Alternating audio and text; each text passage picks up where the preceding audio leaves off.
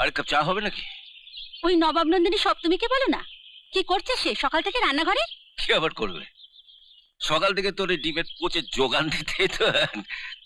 খা খা খা। শুনলি শুনলি বড় খোকার কথাটা শুনলি? শুনলাম তো, কিন্তু মা, দাদাকে এখন চটিও না। তোমার জামাইয়ের জন্য ব্যাংক থেকে টাকা তুলতে দাদারও তো একটা সই লাগবে। বাহ, বাপের বাড়ির টাকা এভাবেই হাতিয়ে পাচার হচ্ছে তাহলে? হ্যাঁ সপ্তমী, তোমার স্বামীর এত টাকার দরকার কেন? তোমার শ্বশুর বাড়িও কি ভিখারির বংশ, নাকি ওরাবার মতো টাকা পায়নি যৌতুক থেকে? আমার বাপের বাড়ি আমায় কি দিয়েছে কি দেবে তাতে তোমার কি? আমারই তো। এবারের যা কিছু এখন তো সব আমারই। আমার ভবিষ্যৎ আমাকে ভাবতে হবে না? শ্বশুর বাড়ি ছেড়ে তুমি যেখানে পড়ে আছো, এখন তোমার শাশুড়ির গা হাত পা কে টিপে দিচ্ছে? সপ্তমী,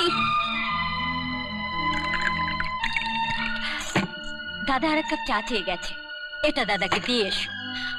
আর হ্যাঁ, গ্যাস ফুরিয়ে গেছে, আজ উনুনেই রান্না করতে হবে। দাদাকে চাটা দিয়ে কয়লাটা ভেঙে দিও।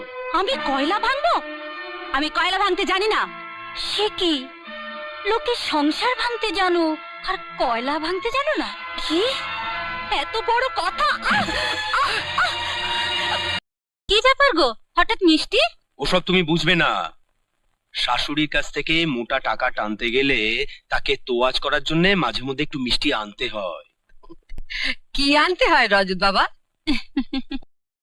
ওসব কিছু নয় মা, আমি আসলে একটা গ্রামে গিয়েছিলাম আমার এক বন্ধু সুরজ আগরওয়ালের কাছে। আচ্ছা, তা সেই গ্রাম থেকে ফেরার সময় আপনার জন্য সামান্য একটু মিষ্টি এনেছি মা।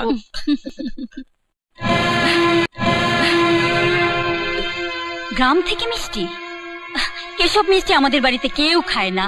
আমি দারোয়ানকে বলছি মিষ্টিটা কুকুরকে দিয়ে দিবে। বৌমা, আপনি তো তাই শিখিয়েছিলেন, তাই না মা?